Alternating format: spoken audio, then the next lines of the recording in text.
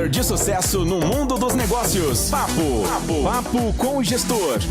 Hoje nosso bate-papo é com o grande gestor, professor Ieso Costa. Eu quero falar que é com muita alegria que nós recebemos o senhor no nosso podcast e quero agradecer porque sabadão geralmente é um dia onde tira para tirar um descanso, ficar com a família, fazer algumas coisas que durante a semana não teve como. E o senhor abriu mão ali do seu tempo de descanso, seu tempo de lazer para estar conosco. Eu fico muito agradecido. E eu quero falar para os nossos ouvintes, o professor Ieso foi meu professor. Isso é uma honra falar. E ele ainda é professor do Ezequiel, quando o Ezequiel vai na aula, né? Muito obrigado, professor Ieso, pela sua participação. Oi, Neto. Oi, todos os ouvintes da Rádio Imprensa 104,9 FM. Que Deus abençoe todos vocês. Muito obrigado pelo convite, Neto. Fiquei lisonjeado e é um grande prazer estar aqui.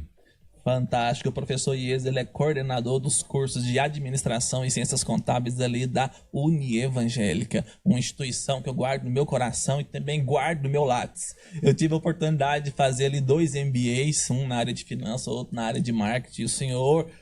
Eu tive outra honra de ter o senhor como professor. Então, o conhecimento que o senhor transmitiu ali para nós foi simplesmente fantástico. E sim, se for para agradecer o senhor aqui, eu não paro de falar, né? Recentemente, agradecer o senhor, porque o senhor fez uma indicação para eu ministrar uma palestra lá para o Conselho Regional de Administração, CRA, na presidência ali do administrador Samuel Albernaz. Eu quero mandar um abraço para ele e para todos ali da diretoria, todos da comissão. Muito obrigado, professor Ieso, mais uma vez. Imagina, Neto. Prazer é todo meu e eu só ando com gente boa. Quem eu indico não tem erro, não. Aí sim, hein? Pegou isso aí, gente? Esse corte aí, só faltou você falar meu nome, hein? Esse corte aí tem que colocar no ar, viu? Olha, a parada é o seguinte, Neto de Paula é indicação do professor Ieso, sim. Gente competente, a gente indica. Aí validou demais, professor Ieso, muito obrigado, tá? Professor Ieso, eu conheço o senhor um pouco, mas o nosso ouvinte, acredito que ele tá ali naquela... angústia de saber quem é o Ieso. Então, me conte, quem é o senhor? Não somente o profissional, o coordenador, mas me fale, o senhor tem algum hobby? Conta pra mim, conversa. Então, Neto, eu sou bem recluso, né? Certo. Então, assim, muito pouca gente sabe sobre a minha vida e tem gente que acha que eu vim de família, né, abastada e que tudo veio muito fácil, mas isso não é verdade. Eu venho de uma cidade chamada Nova Veneza, que fica próxima aqui de Anápolis. Ela, assim que foi fundada, antes de virar cidade, ela foi distrito aqui de Anápolis, né? E a minha mãe é do lar, meu pai é funcionário público aposentado, trabalhou como braçal a vida toda. Eu tenho uma irmã chamada Daisy, e foi muito difícil. Eu venho de uma infância numa cidade do interior onde tudo era muito complicado, né? E a minha família nunca teve posses. Mas eu sempre gostei de estudar. Eu sempre tive muita fé em Deus. A presença de Deus na minha vida, eu sentia e o sinto desde muito cedo. E eu sempre gostei de estudar. Então, eu sempre fui compulsivo. Por até bula de remédio que caiu no chão, eu começava a ler. E estudei a vida toda em escola pública, né? Eu tive que trabalhar muito cedo. Eu fui pró-jovem do finado Banco do Estado de Goiás, né? Então, antes de começar no banco com 14 anos de idade, lá eu fiquei no BEG dos 14 aos 18, e antes disso eu vendia queijo na rua, eu vendia banana da minha saudosa tia Maria, né, que era uma cristã maravilhosa. Ela colocava umas bananas em umas bacias, né, de alumínio, e a gente ficava o dia todo, depois que vinha da escola, vendendo essas bananas. Os primos que moravam na zona rural mandavam alguma coisa, a gente vendia, né? Então, já rolou pintar meio fio, né? A gente não pode ficar falando essas coisas hoje, porque tudo é crime, não pode, né? Mas naquela época, né, era um pouco diferente. Então, eu venho dessa realidade de não ter bolsa de estudos. Eu mesmo tinha que trabalhar para pagar os meus estudos, né? Então, fiz 2 faculdades. Eu fiz administração, depois ciências contábeis. Como eu te disse, trabalhei dos 14 aos 18 no BEG, depois eu fui professor de inglês, antes de começar o trabalho na hora do almoço, e alternava com um trabalho de servidor público lá na prefeitura de Nova Veneza. Depois eu fui para Goiânia, passei no processo seletivo do Banco do Brasil, trabalhei na sala do empreendedor do Sebrae. Que bacana! Em Aparecida? Não, foi em Goiânia mesmo. Goiânia mesmo, Goiânia, que legal. Né? E aí de lá eu passei num processo seletivo para trainee do grupo Supergás Brás. Só que eu tentei esse processo seletivo diversas vezes, né? E nunca desisti. E depois trabalhei no ABN AMRO Bank, né? Antes de ir para a Supergás Brasil como trainee, eu trabalhei no ABN AMRO Bank e de lá eu recebi uma promoção e fui para o Mato Grosso do Sul. E do Mato Grosso do Sul eu recebi uma proposta para o Teuto Brasileiro em Anápolis. Até então eu nunca tinha andado em Anápolis, pisado em Anápolis, né? E trabalhei no Teuto e trabalhava na área de controladoria. E apareceu na União Evangélica uma vaga para professor de controladoria. Então eu fui lá, me submeti ao processo, passei. Enfim, é uma carreira que eu agradeço muito a Deus, mas que não foi fácil, né? Foi muito difícil, muito trabalho. Mas é o que eu digo para os meus alunos, eu não sou melhor e nem pior do que ninguém, né? Eu acho que o sol nasce para todo mundo e a gente tem que batalhar. Sou casado com a dona Fabiola, pai da Elisa, de 13 anos, e do Samuel, de 8. Gosto do ambiente rural. Meus hobbies é tudo que tem a ver com o ambiente rural. Então eu gosto do campo, gosto de pescaria, gosto de animais. E lá em casa a gente tem uma brincadeira chamada Em Família. Em família? Em Família. Então os meus filhos criaram esse nome, Em Família. Então, final de semana a gente tem um momento de lazer, todo mundo grudado, assistindo filme, série, passeando, dando banho no cachorro, lavando o carro. Então a gente é viciado nesse Em Família, né? Falando sobre as coisas de Deus, orando, brincando, e todo mundo grudadinho. Que fantástico, que trajetória, né? E eu quero destacar, logo no começo o senhor disse assim, às vezes o pessoal me vê hoje como coordenador de 2 cursos de uma instituição que é referência a nível nacional. Depois eu queria que o senhor fale um pouquinho mais sobre a União Evangélica. E o pessoal acha que simplesmente foi a sorte, o senhor dormiu, acordou, de repente está lá, né, fazendo a gestão dessa quantidade de pessoas, essa quantidade de alunos. E é muito bacana, quero agradecer mais uma vez por o senhor ter contado a sua trajetória. Porque eu tenho certeza que o nosso ouvinte, isso faz com que ele acorde na segunda-feira mais motivado, né? Que bom. E é tão interessante isso daí, porque as conquistas elas são ao longo do tempo. Exatamente. E toda a bagagem que o senhor vai adquirindo com a sua experiência, trabalhando desde os 14 anos, olha só que fantástico, né? Eu tenho certeza que o aprendizado, e dentro do aprendizado existem alguns erros, existem acertos, e hoje você consegue consolidar com o nosso bate-papo aqui. Então você, ouvinte, preste atenção, pare de fazer o que você está fazendo agora, ou se está fazendo, pelo menos fique atento. O professor Ies tem muita coisa boa para contar para nós. Neto, e tem uma coisa que é incrível, que eu sou um ex-gago. Ex-gago? Eu sou um ex-gago. Nice E to meet nunca you. tive e nunca tive dinheiro para pagar fonoaudiólogo, nem tratamento e tal. Eu bati um papo com Deus e eu pedi para ele. E ele me concedeu essa graça. É mesmo? Professor Ies, é complicado trazer alguém igual o senhor, porque o senhor é um bom comunicador, o senhor vai puxando algumas histórias, eu não consigo ficar quieto também. Deixa eu contar uma história minha. Sim. Eu falei que eu sou um ex-gago, assim que eu falo que eu sou gago até hoje, né? Mas o que aconteceu? Eu sou formado em administração e economia. Primeiro curso que eu fiz de administração, no meu primeiro período, primeiro e segundo período, eu ia apresentar os trabalhos, eu tremia, gaguejava, a turma ficava rindo, e eu fiz algo parecido com isso. Chegou no momento, no meu terceiro, quarto período, eu falei assim, gente, não tem como, eu tô fazendo um curso desse, é um curso para ter relacionamento com pessoas, e eu tenho que vencer isso. E eu coloquei uma meta, todo trabalho a ser apresentado, eu vou ser o primeiro a ir lá. E hoje é o que deu. Comigo foi um pouco mais traumático, porque eu vi que a coisa estava complicada quando eu terminei o ensino médio, né? E os meus colegas, para fazer um bom bullying, né? Hoje ainda bem que tem legislação, tem criminalização para isso. Mas os meus colegas, na época, me entregaram um microfone numa cerimônia tipo uma aula da saudade, uma coisa assim. Aí me entregaram o microfone e pediram para eu agradecer as pessoas que patrocinaram aquele momento. E não saiu nada, saiu aquela confusão de sempre. E aí, para completar, essa fita começou a rodar na cidade, né? Essa fita de vídeo começou a rodar na cidade para todo mundo rir um pouco, né? E eu tive um papo sério com Deus. Falei, olha, eu não nasci para isso. Eu não nasci para isso, o Senhor não me levantou para isso. Eu não venho de onde eu venho para isso. Mas eu queria que o Senhor me curasse. E eu recebi, sabe? Eu recebi essa graça e a cada dia que passava, a gagueira ia embora. Quando tem muita gente conversando e atrapalhando a aula, quando tem muita gente ao mesmo tempo eu dou uma embolada, mas normalmente, assim, 99,9% isso foi vencido. Uma delas, né, a nossa caminhada, Neto, é diária, as nossas lutas são diárias. E eu vejo que Deus se manifesta nessas pequenas, grandes coisas. Isso mesmo. Que fantástico, então realmente é uma vida, uma trajetória de conquista, né? De conquista. E é interessante que toda vitória, toda conquista que o senhor teve uma ação. Exatamente. O senhor teve que tomar uma posição, tanto diante do trabalho, da sociedade, mas diante de Deus também. Obrigado por compartilhar isso com a gente. Eu tenho certeza aí que isso agrega muito. E hoje o senhor é coordenador ali dos cursos de administração, curso de ciências contábeis da Unievangélica. E o senhor é mestre de cerimônia. O senhor faz parte... Olha, essa parte de mestre de cerimônia é gentileza sua, né, Neto?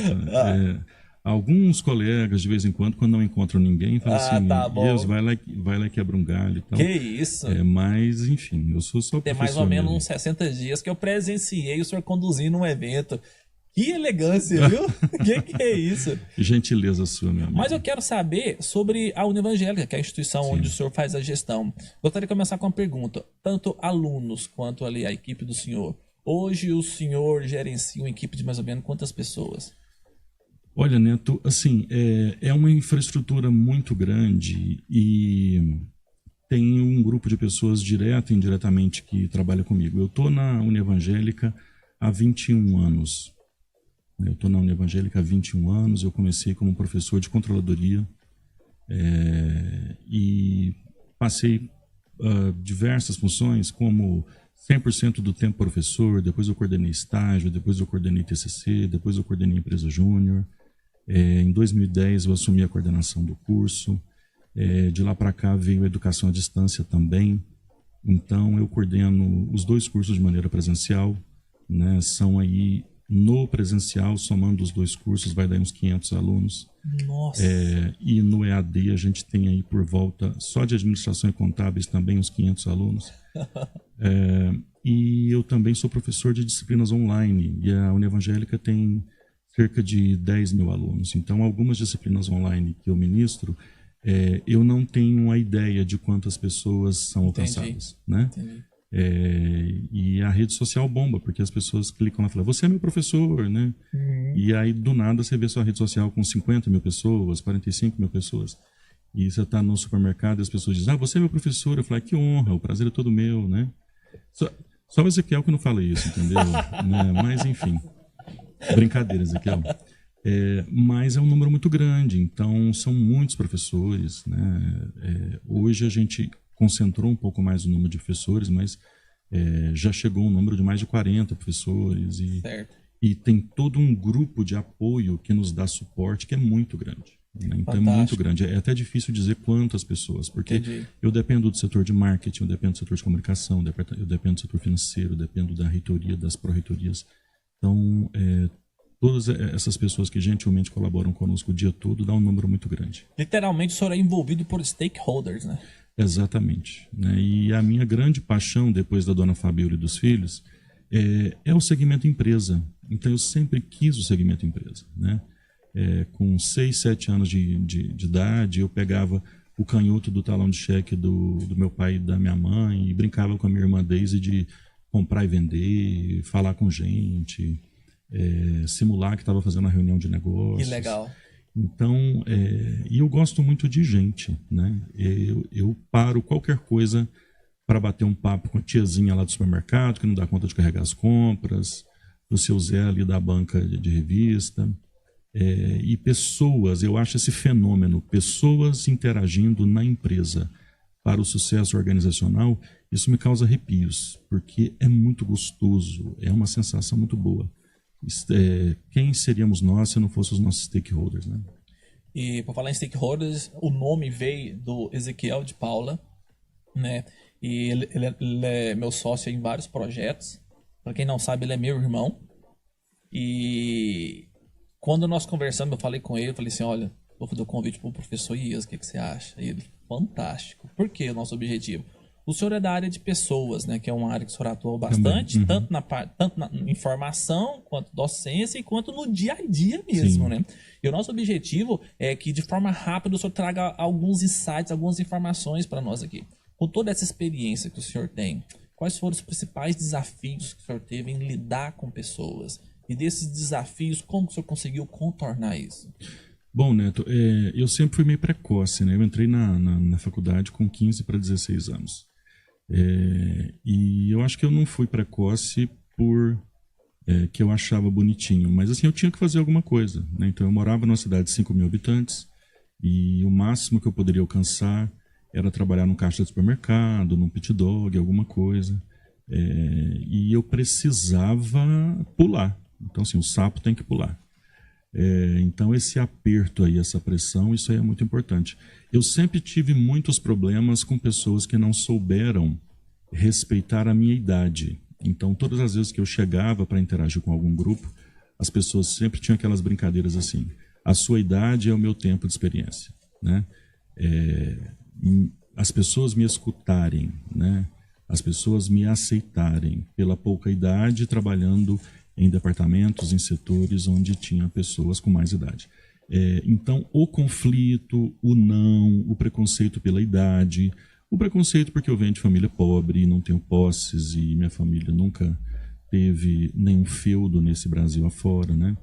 Então, isso foi muito difícil. Mas Deus me deu duas características assim muito importantes, que é a resiliência, que é a capacidade de me reerguer depois de uma série de pancadas e porradas e coices e chutes.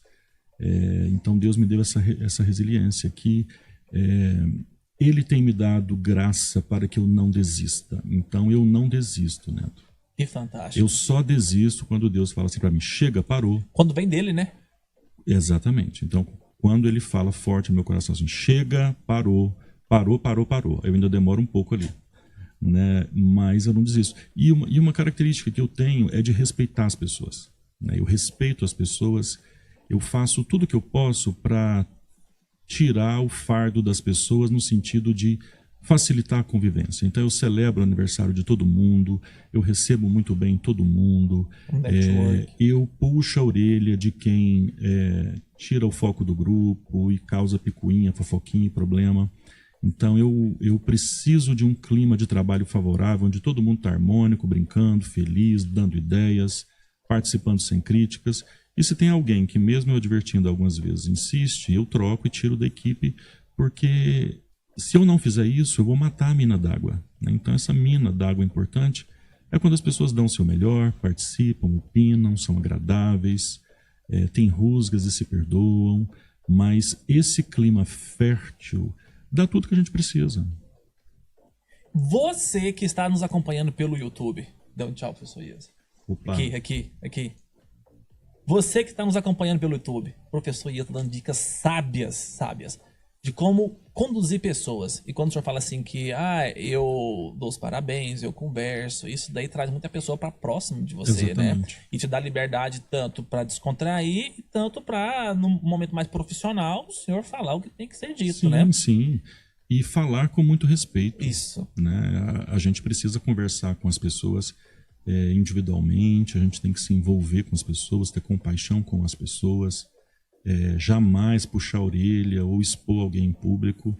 E eu também não desisto das pessoas, né? Quando eu deixo de trabalhar com alguém, quando a gente tem que dispensar alguém da equipe, é muito doloroso para mim, mas eu tentei tudo que eu podia, porque eu acredito que o custo de uma nova contratação, o custo de uma nova capacitação, o custo de tornar a pessoa com uma produtividade bacana é muito grande. Então a gente tem que selecionar bem, com um caráter bacana, e fazer de tudo para aquela pessoa não sair. Eu acredito muito nisso, na permanência das pessoas e no crescer junto. Fantástico. Professor Ies, infelizmente o nosso tempo é muito curto, mas eu quero encerrar aqui. Que o senhor deixa uma reflexão. O senhor contou muito sobre como que o senhor venceu, como foi a sua trajetória. E aqui os nossos ouvintes, nós temos muito que estão naquele processo, que está começando a empreender, outros que já estão empreendedores, e também tem aquelas pessoas que estão dentro de uma empresa e que busca seguir ali novos patamares, novos ares. Que reflexão, que recado que o senhor pode deixar para essa pessoa, para que daqui a 2, 3, 5 anos ela possa estar num lugar muito mais elevado que ela está hoje? Bom, Neto, é uma pergunta bacana e desafiadora, né? Eu acredito que a gente tem que se tornar empregável. A gente tem que se tornar elegível para algumas funções. Então, de maneira bem objetiva, ninguém quer gente desequilibrada, nenhuma empresa, nem organização, nenhum grupo quer pessoas desequilibradas, que não respeitam o outro, que não têm ética. As empresas, de fato, têm contratado por competências pessoais, por comportamento. E as empresas assumiram hoje o desafio de saber que tem que treinar, que tem que capacitar. Isso. Então, a gente contrata, de fato, por caráter. Então, vamos ser pessoas que saibam conviver, vamos ser pessoas que não invadem o espaço do outro, vamos ter menos preconceito, vamos ter mais respeito, vamos incluir as pessoas e mostrar que elas são importantes e que a gente precisa delas para caminhar juntos. Jesus foi esse grande exemplo. Professor Então, Ieso, quando você é assim, as empresas entendem que você é importante para aquela equipe. Professor Ieso, eu sempre gosto de falar que um passo para o empreendedor ele ter sucesso é o poder de relacionamento dele. E o senhor trouxe tudo isso aqui para nós. Às vezes a pessoa pode ser bom tecnicamente, mas se ela não tiver um bom relacionamento com as pessoas, a probabilidade dela não virar, dela não vingar naquela instituição é muito grande. Não dá nem para trabalhar como home office. Vocês, ouvintes do podcast Stakeholders, transmitido ao vivo pela Rádio Imprensa 104,9, nós tivemos aqui a presença do professor Ieso Costa Marques. Professor, muito obrigado, muito rica a nossa conversa e já quero ampliar aí o nosso convite, quero conversar com o senhor em outra oportunidade com mais tempo. Maravilha, eu que agradeço, me segue lá, @Ieso Marques no Instagram, e se você quer alguma ajuda, algum apoio, a empresa Júnior da União Evangélica está à sua disposição, tá bom? Liga lá, fala conosco que a gente agenda um atendimento para você, para ajudar no currículo, o que precisar. Um abraço, Neto, um abraço a toda a equipe.